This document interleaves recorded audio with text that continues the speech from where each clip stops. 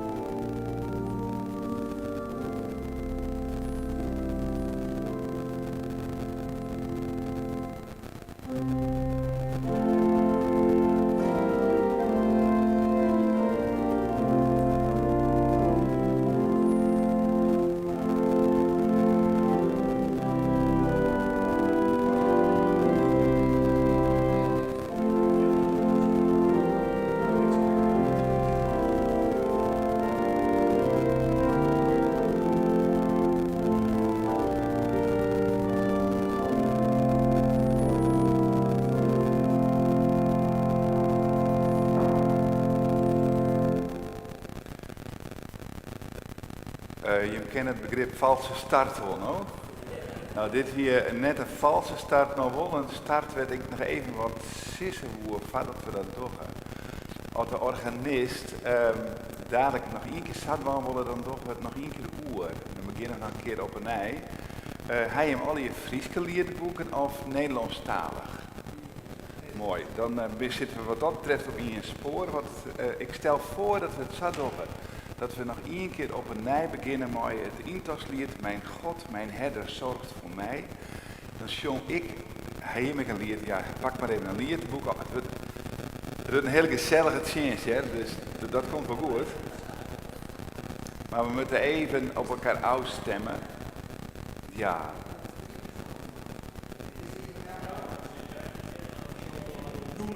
Ja. Oh ja, fijn, fijn. Oh, heerlijk, heerlijk. Maar hoor, en wat ook maar de Bijbel, want die kijk ik even aan de kant komen. Zo. Ja, zo ken het, ja. Oh, ja, dat ken ik, ja. En op een preek toe, maar de preek, oh, wat een ronde. Ja, doe maar even, ja.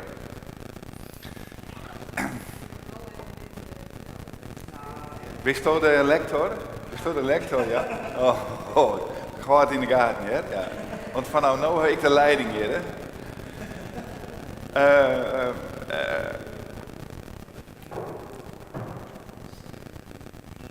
Welkom al hier. Wij binnen, tenminste verhield van mij, voor het eerst hier in Friesland in ieder geval, wij mooi staan protte mensen in de kerken. Dat is al heel prachtig om te zien dat de mensen op het dik binnen en die rennen naar de kerk en die binnen dan hier. Heel mooi. Wij maaien, wij zongen en ik weet niet dat het woorden van je moet lezen, nee, maar vriend weekend stond het in het Fries Dagblad dat we weer pratend zongen maaien. Zo praattoon. Ja. Dat betekent dus net de enige die hier alle registers iepen, dat is de wargelist. Dus in vierde houden we het wat behind en ik zit van de tijd iedere keer even wat we dus, hoe we het doen, het zongen. En we beginnen dus justjes om. Ik zong van nou, ja, steeds ik een paar coupletten, maar dat jou het on. En we beginnen dus met lied 23C. En ik zong het eerste couplet. En dan zongen we mooi met koor nog het vijfde couplet. Dus we zongen 2 coupletten. Ik zong het eerste en wij mooi op koor het vijfde en net te lood. Ja? Zie mijn band, zit ik wel eens dimmen. Maar dat kan samen werden dat ik... Maar dat is net liturgische taal. Dus, zullen we het nog een keer dan, Siebold?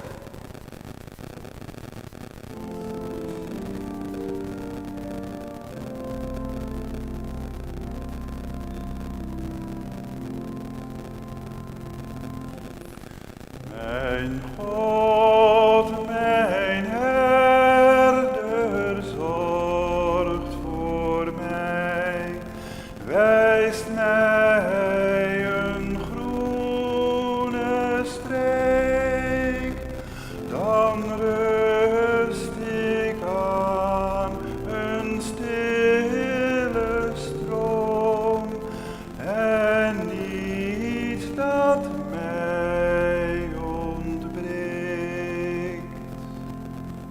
Uw trouw en goedheid volgen mij.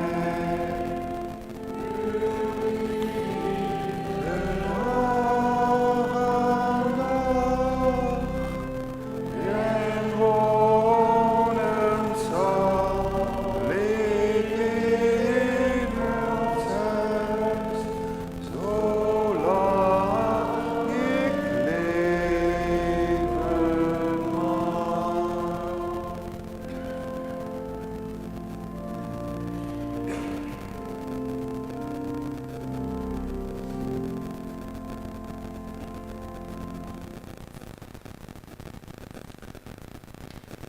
Ook nu is onze hulp in de naam van de Heer die hemel en aarde gemaakt heeft, die trouw houdt tot in eeuwigheid.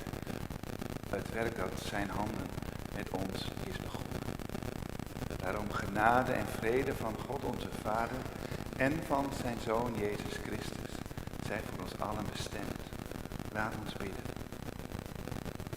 God, op deze zondagmorgen, sacramentendag, laten wij ons leiden door uw woord en geest. Laat die beide open gaan als bloemen, zodat we ons verwonderen over wat u bent voor ons en wie wij zijn vanuit het oog van u. Wees ons nabij. Ga met ons mee in dit vieren van u met ons. Amen. Je mag plak nemen. Nog even een mooi dealing. Ik ben steeds geneigd om in die microfoon te praten. Nog even een mooi dealing. Jons Keltema die hier pech. Want hier een prachtige opmaak maken van de presentatie van de lied. Maar er is technisch iets net helemaal niet net goed in. Dus daarom heb je de liedboeken gekregen om samen te zongen. Ja, dus maar we slaan u er wel terug in en zo. Een keer hoop ik dat het goed gaat, want het is een vlotte werk. Laten wij na elkaar het gebed om ontferming bidden en dat doe ik in het Fries. Dat wij jou hart nemen, betekent onder andere dat jou grenzen stellen. In een tijd werd grenzen samen grenzenloos worden, net in acht genomen worden, giet de ene te zeer hoe de oren regeren. Bij dat bad bidden wij, Heer, jouw grenzen hoor. Als bijen is een van de eerste woorden die we leren, heid of men. En dan komt het woordje ik. Dit we groeien in het ik. Zodat we sterk aan kennen wat wil en wat net. Dat is wat we willen. Heer, ontferm jou oer us ik. Dat het riepje mij en groeien mij Toyota. Dat is het wonder van het leven. En daarover het loon wat het is. Heer, ontferm jou oer dat groeien. In u als mensje, in uzelf als mensje. Wees mij us. Als wij ons eigen iepinnen en sjuchen naar jou. Amen. Er is nou rond voor de lofzang. En dat zongen we al hier. Het zijn even zien, vijf coupletten, ja. Dus 1 onder maar 5 en dat zongen we ja, heel stadig gewoon. Ik zou het eerst alleen nog zongen, maar laten we dat maar maken zongen. We wegen het erop. Ja? Oh, lied, ja. Lied 103 C. Ja. Ik ben er wat onbekom van de nacht. Een hele wekkere ordeling van ziens gelukkig.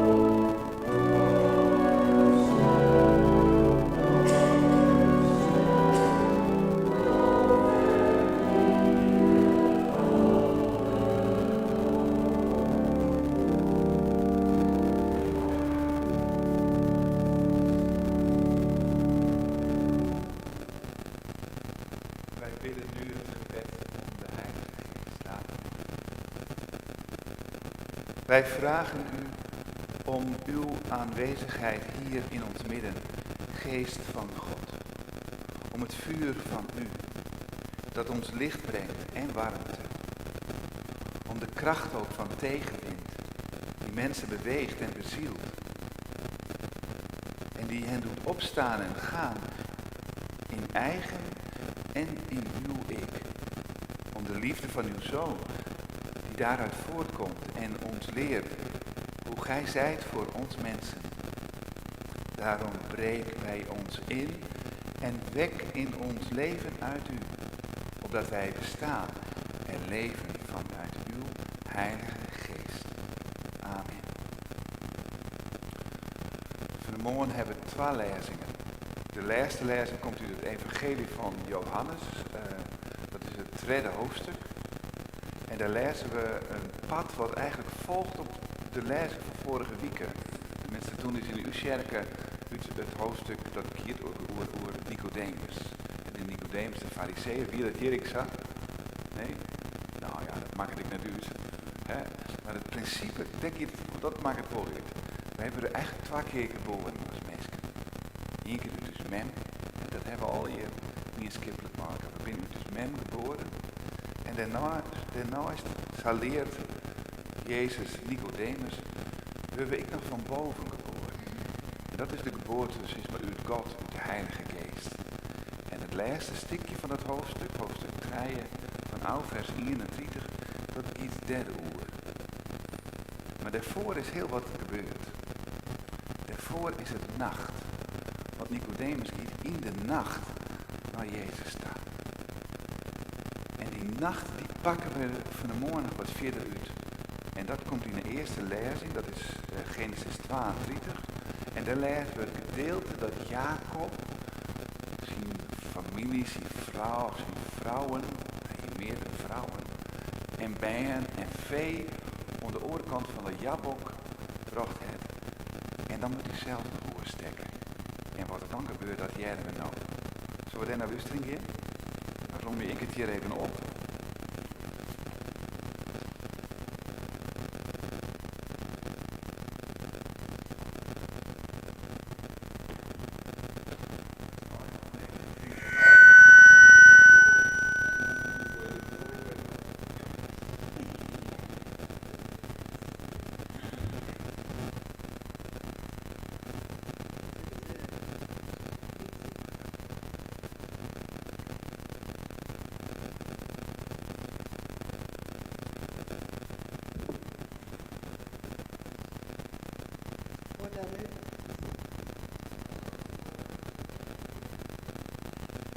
Hoor dan nu het woord van de Heer uit Genesis 32, de versen 22 tot en met 33. Zo ging het geschenk voor hem uit, maar zelf bleef hij die nacht nog in de tentenkamp. Het was nog nacht toen Jacob opstond en de Jabok overstak op een doorwaadbare plaats, samen met zijn beide vrouwen, zijn 2 bijvrouwen en zijn 11 kinderen. Nadat hij hen over de rivier had geholpen, bracht hij ook al zijn bezittingen naar de overkant. Maar zelf bleef hij achter, helemaal alleen. En er worstelde iemand met hen, totdat de dag aanbrak. Toen de ander zag dat hij het niet van hem kon winnen, raakte hij Jacobs heup aan. En daardoor raakte Jacobs heup tijdens die worsteling ontwricht. Toen zei de ander, laat mij gaan, het wordt al dag. Maar Jacob zei, ik laat u niet gaan, tenzij u mij zegent. De ander vroeg, hoe luidt je naam? Jacob, antwoordde hij. Daarop zei hij, voortaan zal je naam niet Jacob zijn, maar Israël. Want je hebt met God en mensen gestreden en je hebt gewonnen. Jacob vroeg, zeg me toch hoe u heet. Maar hij kreeg ten antwoord, waarom vraag je naar mijn naam? Toen zegende die ander hem daar. Jacob noemde de plaats Peniel, Want, zei hij, ik heb oog in oog gestaan met God en ben toch in leven gebleven. Zodra hij bij Peniel was overgestoken, zag hij de zon opkomen. Jacob liep mank, omdat de ander hem had aangeraakt bij de spier die boven het heupgewricht ligt, eten de Israëlieten de heupspeer niet, tot op de dag van vandaag. We zingen nu lied 314, de versen 1 en 2.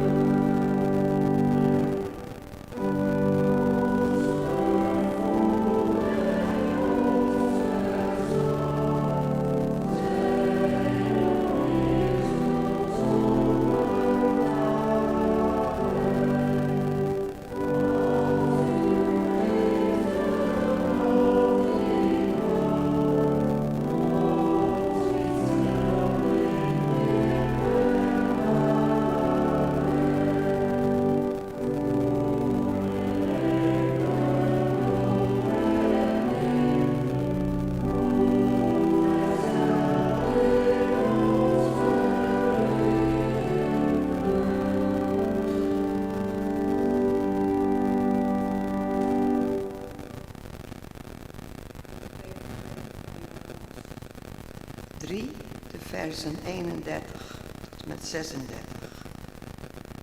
Hij die van boven komt, staat boven allen. Wie uit de aarde voortkomt, is aards en spreekt de taal van de aarde. Hij die uit de hemel komt en boven allen staat, getuigt van wat hij gezien en gehoord heeft. En toch wordt zijn getuigenis door niemand aanvaard. Wie zijn getuigenis wel aanvaardt, bevestigt daarmee dat God betrouwbaar is. Hij die door God gezonden is, spreekt de woorden van God. En God schenkt de geest in overvloed. De Vader heeft de Zoon lief en heeft alle macht aan hem overgedragen. Wie in de Zoon gelooft, heeft eeuwig leven. Wie de Zoon niet wil gehoorzamen, zal dat leven niet kennen. Integendeel, Gods toorn blijft op hem rusten. We zingen nu het derde vers van lied 314.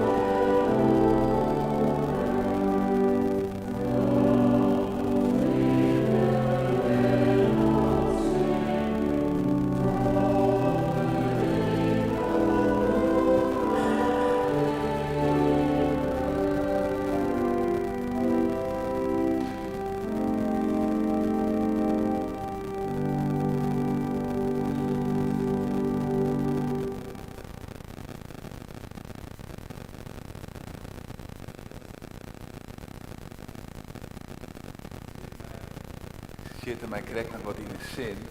Ik wil juist er even bij uw huid en mem, die ben in Heeg. En uw huid is 89 en vreeg het altijd even, ziet ze, moest morgen ik preekje? En toen zei ik, ja, in Arem.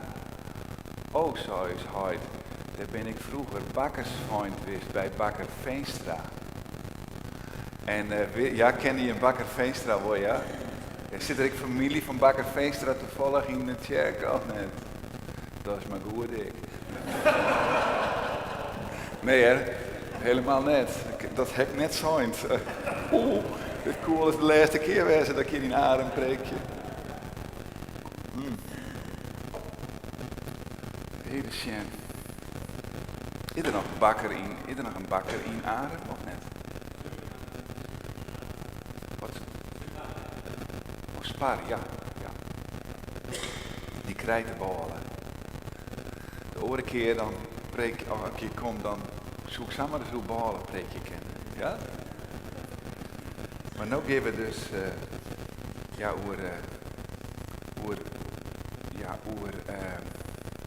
de nacht van Jacob. We hebben de nacht van Smeltzer, dat kennen we misschien allemaal van vroeger. Maar dit is de nacht van Jacob. En ik neem je mooi in de Nederlandse taal. En ik neem je mooi in een gedicht. En het is wat ingewikkeld, ja. Maar daarna wordt het eigenlijk kinderlijk eenvoudig. Hoewel. Dus leven mensen, gemeente van Christus. De dichter Rielke, die had een gedicht geschreven dat begiet zo. Zelfs wanneer we elke diepte zouden afwijzen. En dan vertelt er wat er ondanks dat toch gebeurt. Wanneer een gebergte goud bevat, dat niemand nog opgraven wil, dus geen diepte, zal eens de rivier het aan het daglicht brengen, die in de stilte der stenen binnendringt, de krachtige.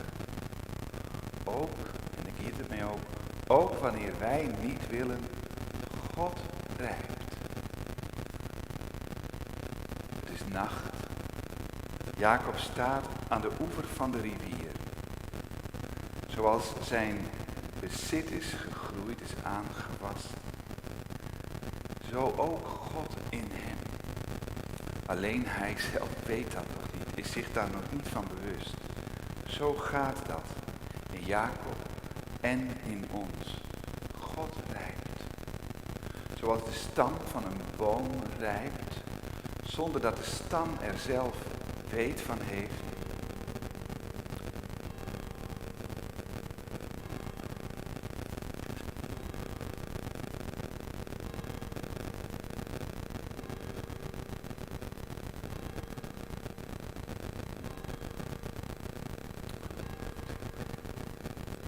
Nog een chance. Is dit van collega Hipma of net?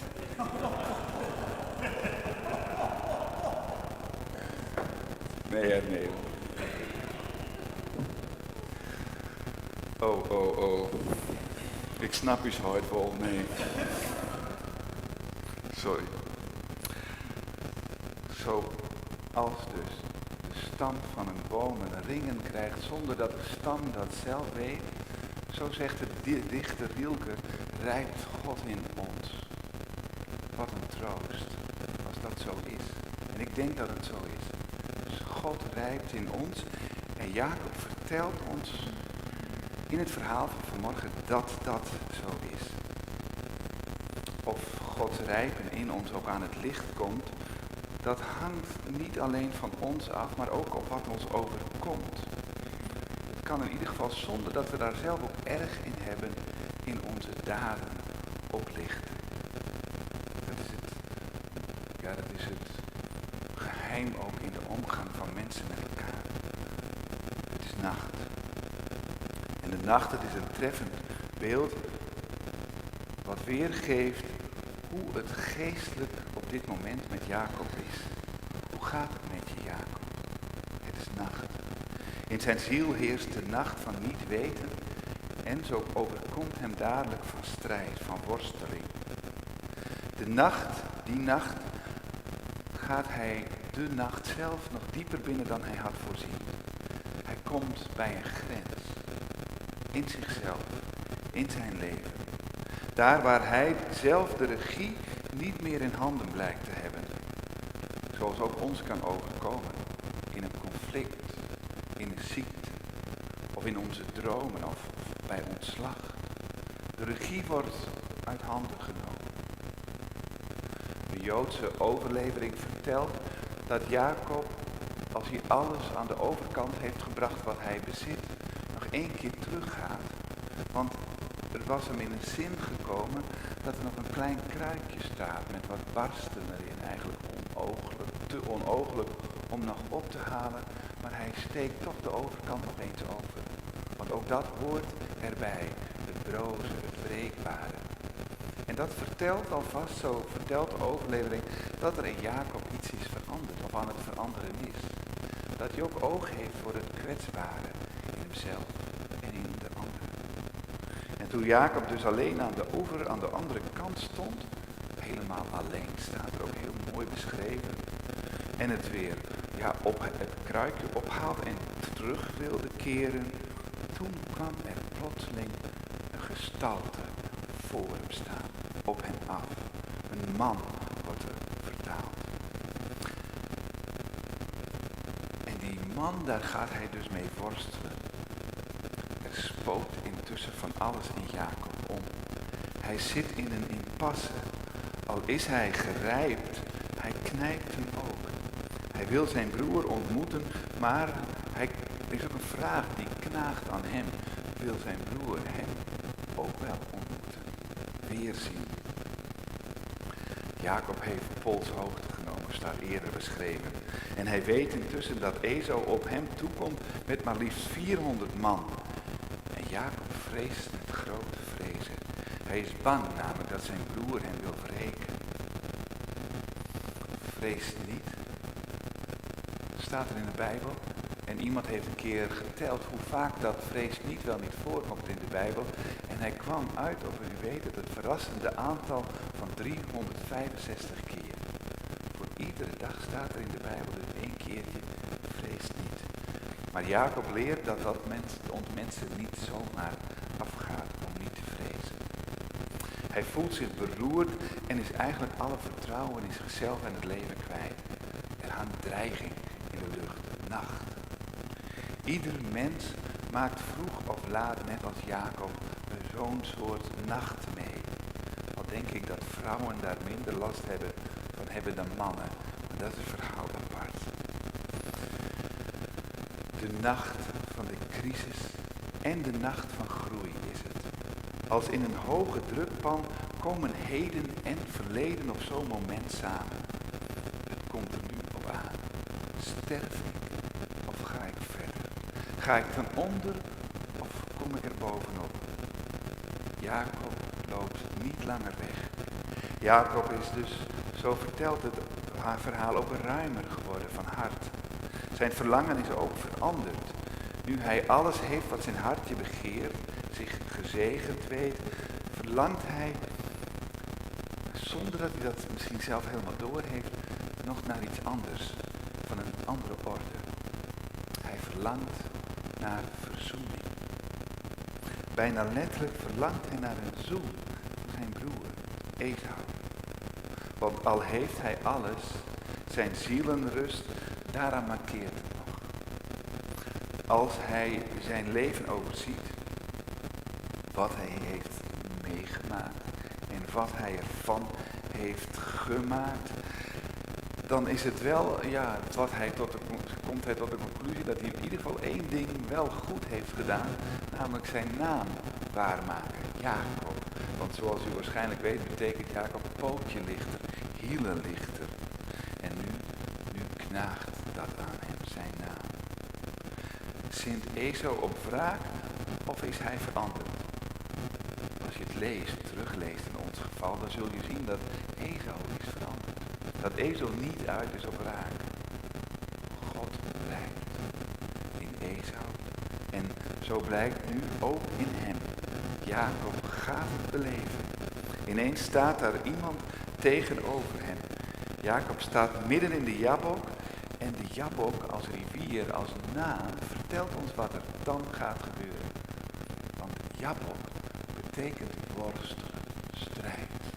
Wat voor strijd het is, dat horen we nu. Wie is die gestalte? Er staat alleen maar dat het een man is.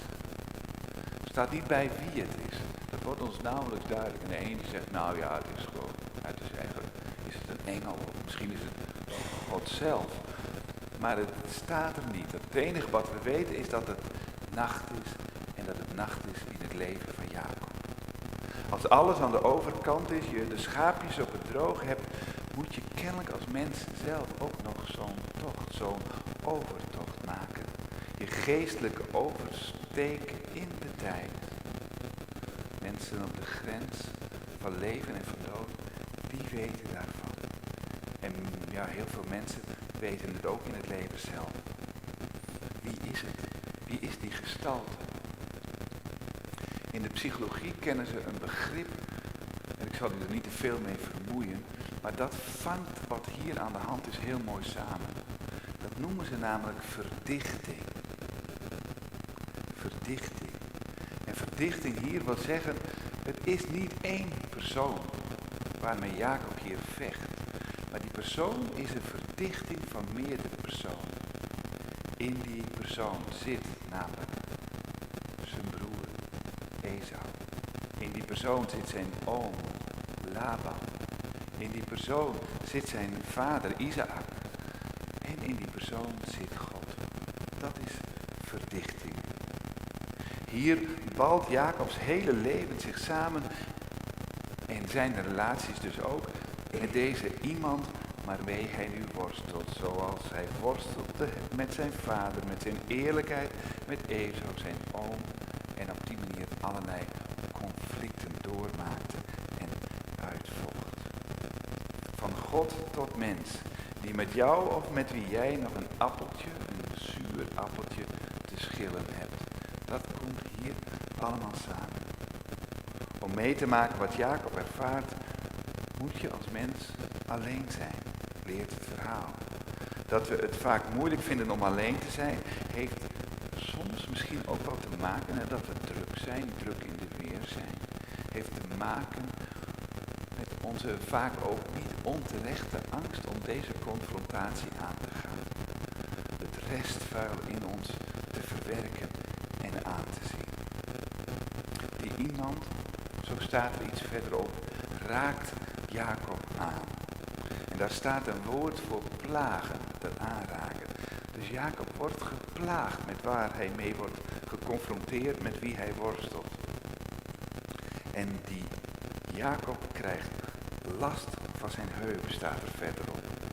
Als je op je heupen hebt, dan is er weinig wat je plaagt. Maar als je last van je heup hebt, dan weet je wel anders. Dat kan je plagen, zeuren. Jacob ziet wat hij heeft gedaan. En wat anderen hem hebben aangedaan. Maar vooral het eerste ziet hij onder ogen. En dan, dat kun je heel lang niet zien. En dan ineens komt er in je leven een moment dat je er niet meer omheen kunt of omheen wilt. Wie ben je? Jacob. Jacob is nu eerlijk, vertelt dit. Hij kan nu zijn eigen leven, zijn eigen gedrag onder ogen zien. Zo is het. Zeggen, ja, zo is het. Zeggen zoals het is, geeft alleen dat al niet zelden een vreemd soort van verlichting. Vaak zijn onze lichamen ons voor en spreken een taal die laat zien dat er iets verandert. Dat er eigenlijk een soort van ontspanning over je komt als je zegt hoe het is. Wat er fout was. Wat er voor wandaden of erger voor misdaden door jou begaan zijn. Groei, dus geestelijke groei, gedijt alleen op het erkennen van jezelf. Met licht en met donker. Met sociale en met minder sociale kanten van jezelf. Maar wie ben jij? Wie ben jij eigenlijk? Duistere nachtvlinder met wie ik nu al een tijd lang aan het worstelen ben. Meld toch je naam. Het antwoord blijft uit, zoals we hoorden. Of toch niet. Het ligt misschien wel besloten in een daad. In de daad namelijk van het zegenen. Hij zegent immers Jacob. Oh nee, hij zegent niet Jacob, maar hij zegent de nieuwe naam van Jacob, namelijk Israël. Dat is de uitdrukking van het doorgeven van de naam van deze nachtgestalte. Hij die je uiteindelijk zegent. Is het de vader, want Isaac zegende immers Jacob. Of is het God? Het staat er niet. In wezen is het beide, denk ik. Je daden, en dat is de boodschap van dit deel uit de Bijbel. Je daden uit het verleden hoef je op zo'n moment dus dat verteldertje niet langer te dragen. Je bent nu net als Nicodemus herboren. Niet uit je moeder, maar van boven. Van boven komt op jou toe, ja, het wonder dat je nieuw mag worden. Opnieuw kunt beginnen. Dat je de last van het verleden achter je mag laten. Vrij bent van boven, herboren, uit God. Jacob heeft dit ervaren. En vanuit die ervaring roept hij Pniel. En Pniel betekent gelaat van God. Omdat ik God heb gezien en mijn ziel is gered. Dat is Pniel. Oog in oog staat Jacob met God in die gestalte. Jacob is gerijpt en God in hem. Wat het verschil is, drukt de verteller prachtig uit in zijn naamsverandering. Van bedrieger, hielenlichter, naar iemand die heeft geworsteld met God en met mensen en daaraan is gerijpt. Wat wil het verhaal ons vertellen en meegeven op deze mooie zondagmorgen? 1. Vertrouw erop. God rijpt in ons. 2. Deze weg van Jacob is in wezen de weg van ons mensen. God doet rijpen, ook als wij het niet willen of wensen. God rijpt. En dan staat er uiteindelijk, en de zon gaat stralen. De zon gaat stralen. Amen.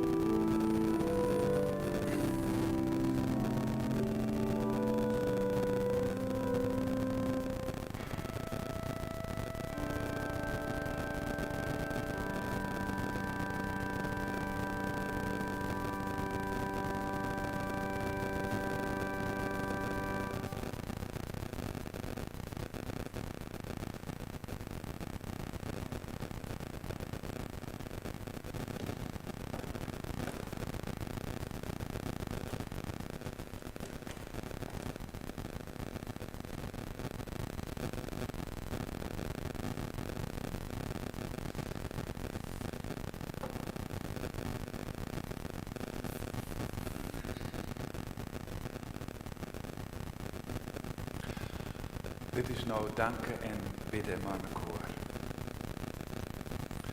God van uw meesken, wij danken jou dat we hier bij zijn bij elkaar binnen.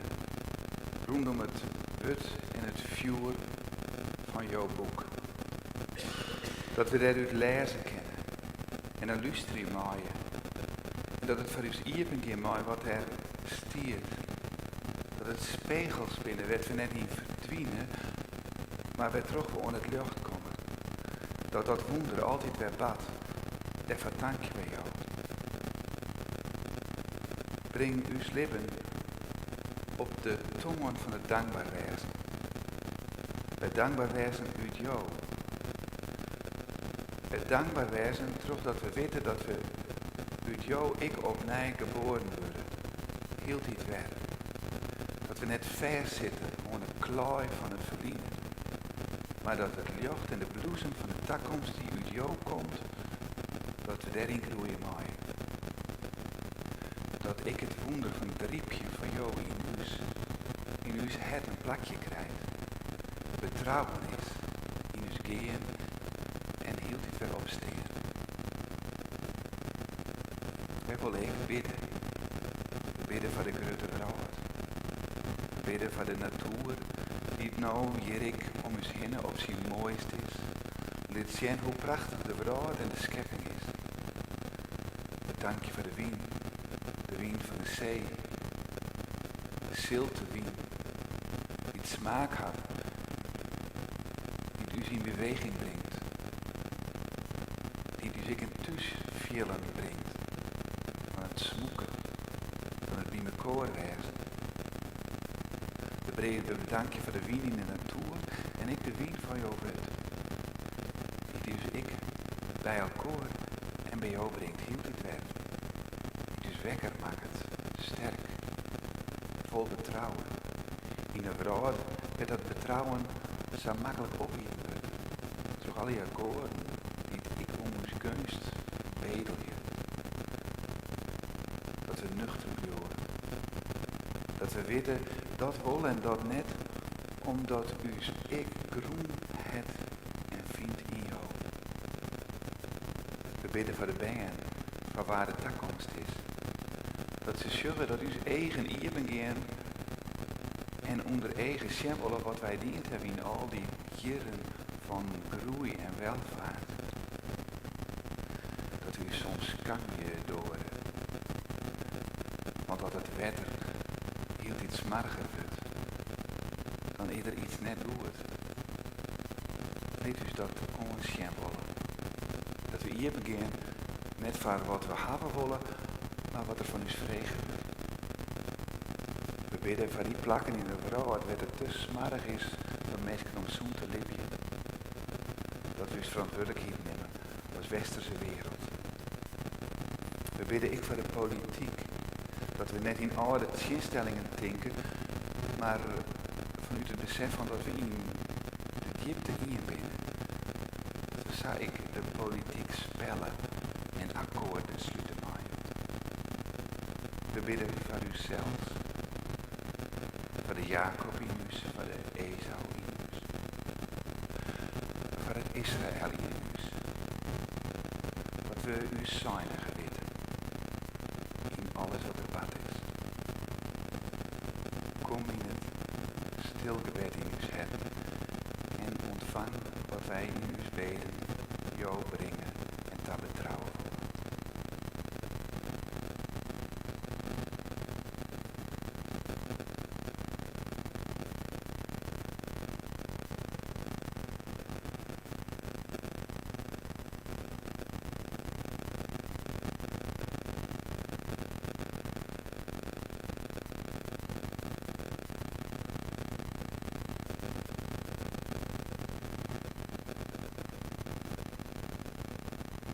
Wij verzamelen al onze gebeden in het gebed dat Jezus uw Zoon ons leerde. Zo bidden wij, onze Vader, die in de hemel zijt. Uw naam worden geheiligd, uw koninkrijk komen. Uw wil geschieden, gelijk in de hemel, alzo ook op de aarde. Geef ons heden ons dagelijks brood En vergeef ons onze schulden, gelijk ook wij vergeven onze schuldenaren. En leid ons niet in verzoeking, maar verlos ons van de boze. Want van u is het koninkrijk en de kracht en de heerlijkheid tot in eeuwigheid. Amen.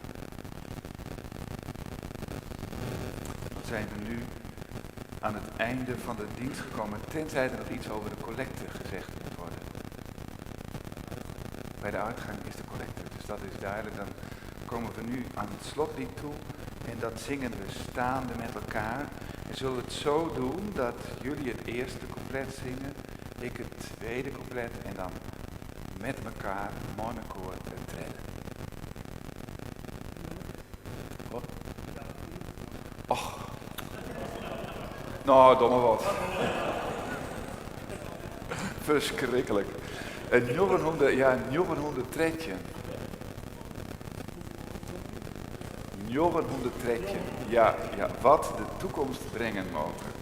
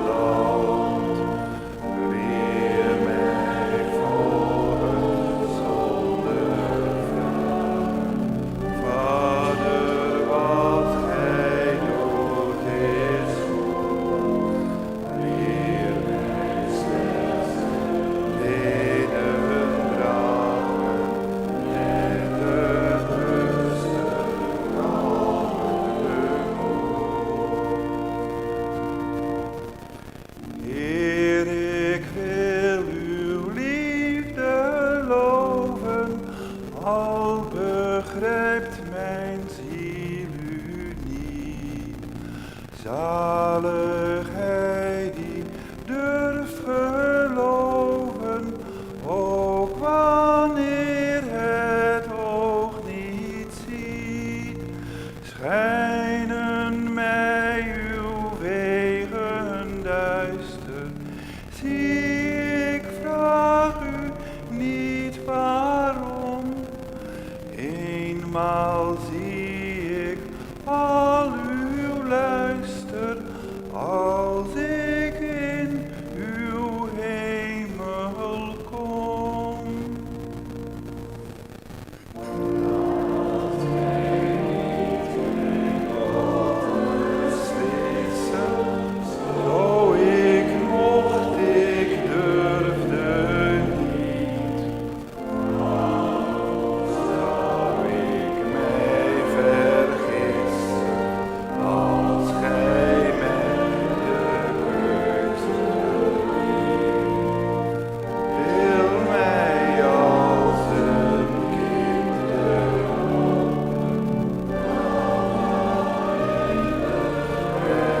niet vind. Neem mijn hand in uw handen en geleid mij als een kind.